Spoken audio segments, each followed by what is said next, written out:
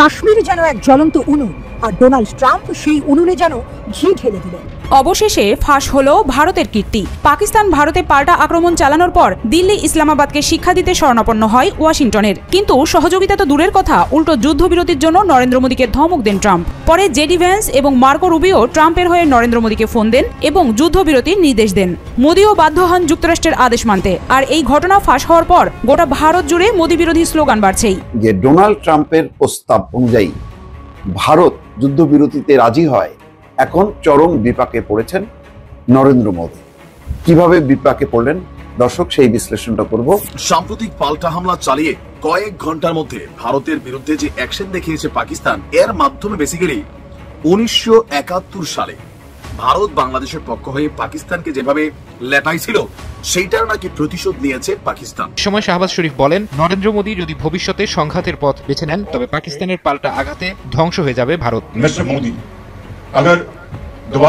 মোদী সাহেব, আপনি যদি আবারও সেই পথ বেছে নেন তাহলে শাস্তি পেতেই হবে। আপনি আগেও চেষ্টার মূল্য দিয়েছেন, আবারও কিছু করলে আমরা প্রস্তুত থাকব। যদি আবার হামলার কথা ভাবেন তাহলে যা বাকি আছে তাও ধ্বংস হয়ে যাবে। আসসালামু আলাইকুম দর্শক, নতুন একটা নিউজে আপনাকে স্বাগতম। প্রিয় দর্শক, ট্রাম্পের মাতব্বরিতে তোলপাড় ভারত, বেকায়দায় নরেন্দ্র মোদী। মোদীকে ট্রাম্পের ডাইরেক্ট ধমক, মানতে পারছে না ভারত। কাশ্মীরে ট্রাম্পের ধাক্কা, আন্তর্জাতিক চাপে দিশেহারা ভারত, পাকিস্তানের মুখে হাসি। ট্রাম্পের ধমক শুনে যুদ্ধ বন্ধ করে মহাবিপদে মোদীর পদত্যাগ দাবিতে উত্তাল ভারত। এদিকে সিন্ধু চুক্তি ভাঙলে ভারতকে ধ্বংসের হুমকি দিল পাকিস্তান। মোদীকে কড়া ভাষায় শেষ বার্তা দিল শেহবাজ শরীফ। পাকিস্তান কি ফের ভারতে হামলা করবে? বেরিয়ে এলো চাঞ্চল্যকর তথ্য। ভিডিওটি শুরু থেকে শেষ পর্যন্ত ধৈর্য সহকারে দেখে একটি লাইক দিয়ে সবাইকে শেয়ার করে দিন। আমাদের চ্যানেলে নতুন হলে চ্যানেলটি সাবস্ক্রাইব করে পাশে থাকা বেল আইকনে ক্লিক করে রাখুন। আমাদের ভিডিওটি আপনি বাংলাদেশের কোন জেলায় বসে দেখছেন বা শুনছেন সেটি অবশ্যই কমেন্ট বক্সে কমেন্ট করে জানিয়ে দিতে ভুলবেন না। ভারত পাকিস্তান সংঘাত বন্ধ হলেও কূটনৈতিক পর্যায়ে নীরব যুদ্ধ চলছে দুই দেশের মধ্যে। সম্প্রতি নয়াদিল্লি ইসলামাবাদ পাল্টাপাল্টি কূটনীতিক বহিষ্কার তারই প্রমাণ। এর মধ্যেই মঙ্গলবার পাঞ্জাবের আদমপুর বিমান ঘাঁটিতে ভারতীয় বিমান বাহিনীর একটি সামরিক ঘাঁটি পরিদর্শনে গিয়ে পাকিস্তানকে কড়া ভাষায় হুঁশিয়ারি দেন নরেন্দ্র মোদী। এবার তার জবাব দিলেন পাকিস্তানের প্রধানমন্ত্রী শাহবাজ শরীফ। বুধবার ভারতের বিরুদ্ধে অপারেশন বুনিয়ান মার্সুসে অংশ নেওয়া সেনাদের সঙ্গে দেখা করতে শিয়ালকোটের পাসরুর সেনানিবাসে যান শাহবাজ। এই অপারেশন পাকিস্তানের জন্য একটি ঐতিহাসিক মুহূর্ত বলে মন্তব্য করেন তিনি। এ সময় শাহবাজ শরীফ বলেন, নরেন্দ্র মোদী যদি ভবিষ্যতে সংঘাতের পথ বেছে নেন তবে পাকিস্তানের পাল্টা আঘাতে ধ্বংস হয়ে যাবে ভারত। মোদী সাহেব, আপনি যদি আবারও সেই পথ বেছে নেন তাহলে শাস্তি পেতেই হবে। আপনি আগেও চেষ্টার মূল্য দিয়েছেন, আবারও কিছু করলে আমরা প্রস্তুত থাকব। যদি আবার হামলার কথা ভাবেন তাহলে যা বাকি আছে তাও ধ্বংস হয়ে যাবে। সিন্ধু পানি চুক্তি ভঙ্গ না করার বিষয়েও ভারতকে সতর্ক করেন পাকিস্তানের প্রধানমন্ত্রী। বলেন, 1960 সালে যে পানি চুক্তি হয়েছিল সেটি ভাঙার কথা যেন চিন্তাও না করে তারা। এ সময় শাহবাজ বলেন, পাকিস্তান শান্তি চায়, তবে দেশটির শান্তির আকাঙ্ক্ষাকে কেউ যেন দুর্বলতা ভেবে ভুল না করে।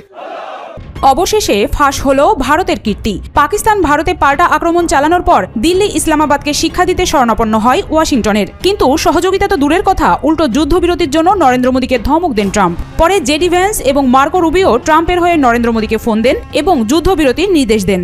মোদীও বাধ্য হন যুক্তরাষ্ট্রের আদেশ মানতে। আর এই ঘটনা ফাঁস হওয়ার পর গোটা ভারত জুড়ে মোদী বিরোধী স্লোগান বাড়ছেই।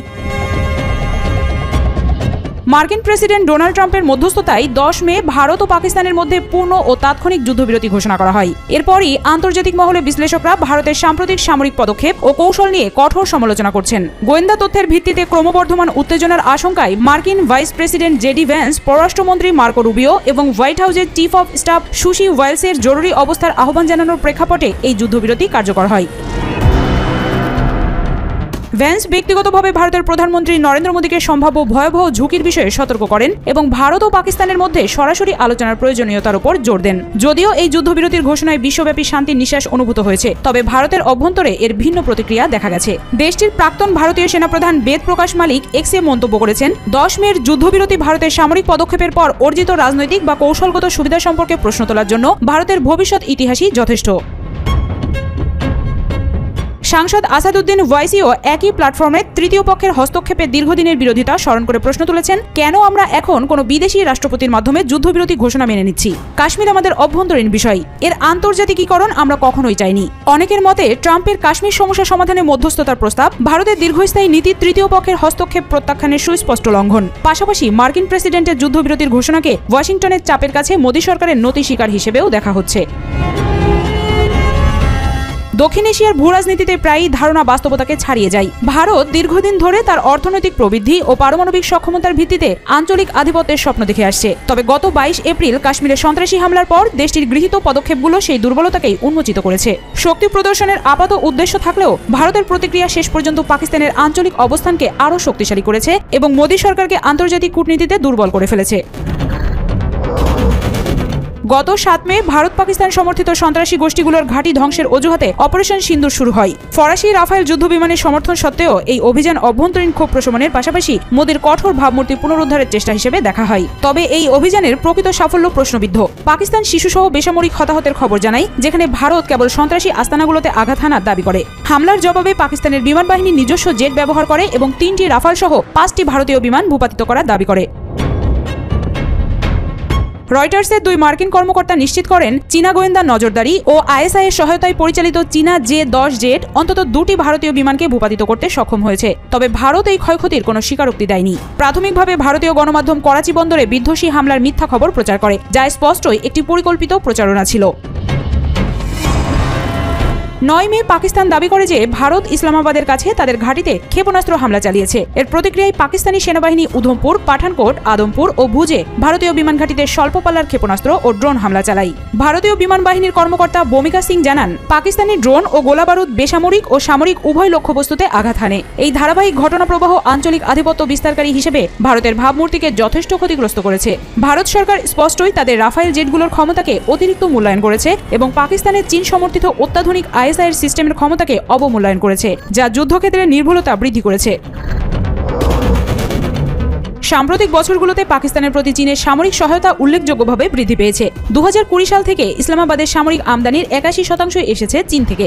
দীর্ঘদিন ধরে কিছু ভারতীয় প্রতিরক্ষা বিশ্লেষক সতর্ক করেছিলেন যে উচ্চ ঝুঁকিপূর্ণ কাশ্মীর নীতির জন্য সীমিত মার্কিন বা রাশিয়ার সমর্থন থাকায় ভারত চীন সমর্থিত পাকিস্তানের মোকাবেলার জন্য প্রস্তুত নয়। এমনকি কেউ কেউ চীন পাকিস্তান ঘনিষ্ঠতাকে উৎসাহিত করার জন্য সরকারের পররাষ্ট্রনীতির সমালোচনাও করেছিলেন, কিন্তু নয়াদিল্লিতে তাদের সেই সতর্কবার্তা উপেক্ষা করা হয়েছিল। গত কয়েকদিনের ঘটনাবলী ভারতের কৌশলগত সীমাবদ্ধতাগুলোকে সুস্পষ্টভাবে উন্মোচন করেছে এবং বিশ্বব্যাপী আলোচনার জন্ম দিয়েছে। নয়াদিল্লির প্রতিক্রিয়া সম্ভবত প্রতিরক্ষা বাজেট বৃদ্ধি এবং কাশ্মীরের সামরিকীকরণ আরও জোরদার করার দিকে ধাবিত হতে পারে। ভারত সরকারের ভবিষ্যৎ পদক্ষেপ নির্ধারণের সময় তাদের উপলব্ধি করা উচিত যে ছায়াযুদ্ধের স্থিতাবস্থা এবং অস্থিরতা সৃষ্টিকারী গোপন আগ্রাসনের চক্র অত্যন্ত বিপজ্জনক। উভয় দেশের গোয়েন্দা সংস্থা দীর্ঘদিন ধরে প্রক্সিদের সমর্থন করে আসছে, যা কাশ্মীর থেকে শুরু করে আফগানিস্তান পর্যন্ত অস্থিতিশীলতা ডেকে আনছে। নয়াদিল্লি ও ইসলামাবাদের বিচক্ষণ ও সুনিশ্চিত সিদ্ধান্তের ওপরই এই অঞ্চলের ভবিষ্যৎ নির্ভর করছে। বাগাড়ম্বর নয়, সংযমী হওয়া উচিত তাদের পথ প্রদর্শক নীতি। অন্যথায় ভূ রাজনৈতিক অস্থিরতা, অর্থনৈতিক স্থবিরতা এবং লাখ লাখ মানুষের অশেষ দুর্ভোগের ঝুঁকি আরও বাড়বে। বিশ্বের 1/4 দরিদ্র মানুষ এবং 35 কোটিরও বেশি নিরক্ষর প্রাপ্তবয়স্কের আবাসস্থল ভারত ও পাকিস্তান দীর্ঘস্থায়ী সংঘাতের বোঝা বহন করতে পারে না। অব্যাহত উত্তেজনা ভারতের অর্থনৈতিক প্রবৃদ্ধিকে ব্যাহত করতে পারে এবং পাকিস্তানের ভঙ্গুর অর্থনীতিকে পঙ্গু করে দিতে পারে, যা যে কোনো কৌশলগত অর্জনকে অর্থহীন করে তুলবে। বাংলাদেশে বসবাসকারী আমাদের অনেক পাকিস্তানপন্থী ভাইরা আছেন, যারা নিজেরাও মনে করেন 1971 সালে বাংলাদেশ স্বাধীন হওয়া ঠিক হয় নাই, মানে পাকিস্তানের করদ রাজ্য হিসাবে থাকাটাই ভালো ছিল। আবার 1971 সালে বাংলাদেশের স্বাধীনতা যুদ্ধে ভারতের যে অবস্থান ছিল, নিঃসন্দেহে আমরা এটার জন্য কৃতজ্ঞ। তবে এই কৃতজ্ঞতার মানে এই না যে ভারত আমাদের উপর এখন পর্যন্ত আধিপত্যের ছড়িয়ে ঘুরাবে বা আমাদেরকে তারা ওই যে দয়া দাক্ষিণ্যমূলক কথাবার্তা বা শাসনমূলক কথাবার্তা বা বাংলাদেশকে তারা কন্ট্রোল করতে চাইবে, এটাও বাংলাদেশের মানুষ মেনে নেয় না। যাই হোক, এই যে 2025-এ গেল কয়েকদিন যাবৎ ভারত এবং পাকিস্তানের যুদ্ধ, আমরা ভাবলাম যে কাশ্মীর নিয়ে যুদ্ধ হচ্ছে, কিন্তু ভাই পাক প্রধানমন্ত্রী শাহবাজ শরীফ এখানে বলে আওয়াজে পাকিস্তান মারি, এদেরকে দেখতে পারে না মানুষ এই কারণেই যে এদের পলিটিশিয়ানরা কখনোই ম্যাচিউর রাজনীতি 1971-এও করে নাই, 2025-এও করে নাই। যুদ্ধ করতেছে পাকিস্তান, ভারত, কেনিয়া, কাশ্মীর নিয়ে, সন্ত্রাসী হামলা নিয়ে একদল আরেক দলের উপরে টেকাটুকি করতেছে, কিন্তু এখন মাঝখানে এনে ঢুকাই দিছে 1971। ভারতের বিরুদ্ধে সাম্প্রতিক পাল্টা হামলা চালিয়ে কয়েক ঘন্টার মধ্যে ভারতের বিরুদ্ধে যে অ্যাকশন দেখিয়েছে পাকিস্তান, এর মাধ্যমে বেসিক্যালি 1971 সালে ভারত বাংলাদেশের পক্ষ হয়ে পাকিস্তানকে যেভাবে লেটাইছিল সেইটার নাকি প্রতিশোধ নিয়েছে পাকিস্তান। মন্তব্যকার পাকিস্তানের প্রধানমন্ত্রী শাহবাজ শরীফের। আপনার গতকালকে ভারতের বিরুদ্ধে অপারেশন বুনিয়ান উন মারসুসে অংশ নেওয়া সেনাদের সঙ্গে দেখা করতে শিয়ালকোটের পাস্টুর সেনানিবাসে গিয়েছিল পাক প্রধানমন্ত্রী। এই অপারেশন পাকিস্তানের জন্য একটি ঐতিহাসিক মুহূর্ত বলে জানিয়েছে শাহবাজ। তার বক্তব্য, পাকিস্তানের সেনারা ভারতের আগ্রাসনের বিরুদ্ধে কঠোর ও দ্রুত জবাব দিয়ে 1971 সালের যুদ্ধের প্রতিশোধ নিয়েছে। ওয়াও, ছুটিয়ে লাল করে দেবো মাইরি, এই ধরনের কথাবার্তা বললে পাকিপন্থী যারা আছে তাদেরও। 1971 সালে পাকিস্তানি সেনাদের বিরুদ্ধে যুদ্ধে ঝাঁপিয়ে পড়েছিল বাংলাদেশের মানুষ, এটা আমরা সবাই জানি। আমরা দীর্ঘ একটা সময় লড়াই সংগ্রাম করছি, শেষ দিকে এসে ভারত থেকে একটা 3 ডিসেম্বর আপনার পাকিস্তানের বিরুদ্ধে আনুষ্ঠানিক যুদ্ধ ঘোষণা করে ভারত। বাংলাদেশের পক্ষে তারা সহযোগিতা করেছিল। এর আগে অপারেশন চেঙ্গিস খান নামে ভারতের 8টি বিমান ঘাঁটিতে হামলা চালিয়েছিল পাকিস্তান বাহিনী। এরপর তারা পাকিস্তানের বিরুদ্ধে যুদ্ধে লিপ্ত হয়। শেহবাজ সেরাজের উদ্দেশ্যে বলছি, ইতিহাস চিরন্তন ভাবে থাকবে ইতিহাসে কিভাবে কয়েক ঘন্টার মধ্যে পাকিস্তানি রক্ষীরা ভারতের অপরিচিত আগ্রাসন নিবারণ করে দিয়েছে। আপনার শেহবাজ বলছেন, বিশ্ব জানে 1971 সালে কারা মুক্তি বাহিনীকে প্রশিক্ষণ দিয়েছে। এখন তারাই বালুচ লিবারেশন আর্মি এবং তেহরিকে তালিবান পাকিস্তানকে সমর্থন দিচ্ছে, যা মোদির কাছ থেকে আসছে। তার বক্তব্য, মোদি আপনার জ্বালামি বক্তব্য আপনার কাছে রাখুন। পাকিস্তান এই অঞ্চলে শান্তি চায়, কিন্তু আমাদের শান্তি চাওয়াটাকে দুর্বলতা ভাববেন না। মানে বিষয়টা বুঝতে পারছেন? পাকিস্তান 1971 সালে বাংলাদেশের কাছে শোচনীয় পরাজিত হয়েছে। অবশ্যই আমাদের মিত্র হিসেবে তৎকালীন সময় ভারতের সেনাবাহিনী আমাদেরকে সহযোগিতা করেছে, কিন্তু এই 25-এ আইসা 71 আর 25-কে কোথাও যেন গুলিয়ে ফেলার চেষ্টা করছে পাকিস্তানিরা। মানে এদের আসলে কখনোই সদ্বুদ তৈরি হয় নাই, এবং এদের যারা পন্থী আছে বাংলাদেশেও রাইট নাও, পাকিস্তান পন্থী যারা মনে করে বাংলাদেশের উপরে পাকিস্তান, তারাও কিন্তু একই রকম ভাবে 1971 আর 25-এর আজকের দিনে আইসা। আমরা এগুলোর তীব্র নিন্দা জানাই বাংলাদেশের জনগণের পক্ষ থেকে। দেখেন, ভারতের সাথে এই মুহূর্তে 100টা খারাপ সম্পর্ক হতে পারে, এটা পলিটিক্সে। ভারতের পলিটিক্যাল মুভমেন্টের সাথে আমরা সবসময় বিরোধিতা করি, তাই না? আমরা বলেন যে পাকিস্তান পন্থী, এটা কেন বলেন? কারণ হচ্ছে আমি ভারতের যথেষ্ট বিরোধিতা করি। কোন জায়গায় বিরোধিতা করি? সীমান্ত, পলিসি, বাংলাদেশকে নিয়ে করি কথা, বাংলাদেশকে একটা মানে মন যাচায় তাই যে 71 সালের স্বাধীনতায় সহযোগিতা করছে ডিসেম্বরের 3 তারিখ থেকে। এর আগে আমাদেরকে ট্রেনিং দিছে, ফাইন, সেটা আলাদা, সেগুলোর জন্য কৃতজ্ঞতা। কিন্তু ওই যে এরপরে বিভিন্ন রকম ওই পুরান জিনিস বেচা বেচা চিপা চিপা বাংলাদেশকে রস বের করা, এগুলো তো আমরা বরাবরই কঠোর সমালোচনা করি, যার কারণে আপনার কাছে মনে হয় পাকিস্তান পন্থী, বাট নেভার। আমরা বাংলাদেশ পন্থী। আমাদের যখন যেই দেশ আমাদের ভালো মনে হবে আমরা তার প্রশংসা করব, যখন খারাপ মনে হবে সমালোচনা করব। ভালোটা ভালো, খারাপটা খারাপ। ভাই, আমরা পাকিস্তানের ক্রিকেটারদের ভালোবাসি, ভারতের ক্রিকেটারদের খেলা দেখি। খেলা যখন ভারত পাকিস্তান হয় তখন বাংলাদেশের অবস্থান অনেক সময় পাকিস্তানে থাকে, আবার ভারতের পক্ষেও থাকে। গান আমরা শুনি, সিনেমা ভারতের দেখি, পাকিস্তানে ততটা দেখি না। এগুলো হচ্ছে আলাদা পয়েন্ট অফ ভিউ। কিন্তু দেশপ্রেমের জায়গা আসলে সবার আগে বাংলাদেশ, আর বাংলাদেশের স্বাধীনতা নিয়ে যারাই যখন কথা বলবে আমরা লড়াই করে যাব। এদিকে যে কারণে ফের ভারতের বিরুদ্ধে যুদ্ধের হুমকি দিল পাকিস্তান। পাকিস্তানের ডেপুটি প্রধানমন্ত্রী ও পররাষ্ট্রমন্ত্রী সিনেটর ইসহাকদার বলেছেন, পাকিস্তান কখনোই পারমাণবিক অস্ত্র ব্যবহারের কথা চিন্তা করেনি। সম্প্রতি ভারতের আগ্রাসনের জবাবে ইসলামাবাদের সামরিক পদক্ষেপ থেকে তিনি বিরমিত ও সরাসরি আক্রমণাত্মক বলে উল্লেখ করেছেন। শনিবার যুদ্ধবিরতি কার্যকর হওয়ার পর CNN-এ দেওয়া প্রথম সাক্ষাৎকারে পাক পররাষ্ট্রমন্ত্রী দার বলেন, ভারতের 7 মের সীমান্ত অতিক্রম করে চালানো বিমান হামলার পর পরিস্থিতি অত্যন্ত বিপজ্জনক হয়ে উঠেছিল, তবে পাকিস্তান কখনো পারমাণবিক প্রতিক্রিয়ার পরিকল্পনা করেনি। তিনি বলেন, আমরা খুবই নিশ্চিত ছিলাম যে আমাদের প্রচলিত অস্ত্রধারী প্রতিবেশীর সঙ্গে 1971 সালের যুদ্ধের পর থেকে সম্পর্ক কেমন। উভয় পক্ষের বহু মানুষের মৃত্যুর খবর পাওয়া গেছে এবং সীমান্তবর্তী বিতর্কিত অঞ্চলগুলিতে অবকাঠামোর মারাত্মক ক্ষতি হয়েছে। দার ভারতের কর্মকাণ্ডকে কাশ্মীরে আধিপত্য প্রতিষ্ঠার এক কল্পনাপ্রসূত প্রচেষ্টা বলে বর্ণনা করেন। তিনি বলেন, পাকিস্তানের আর কোনো উপায় ছিল না, তাকে জবাব দিতেই হতো, কারণ এটি ছিল একটি উস্কানিমূলক আগ্রাসনের নিখাত উদাহরণ। তিনি আরো জানান, আলোচনার সময় ভারত ও পাকিস্তানের কর্মকর্তাদের মধ্যে সরাসরি কোনো যোগাযোগ হয়নি, পরিবর্তে যোগাযোগের মাধ্যম ছিল যুক্তরাষ্ট্র।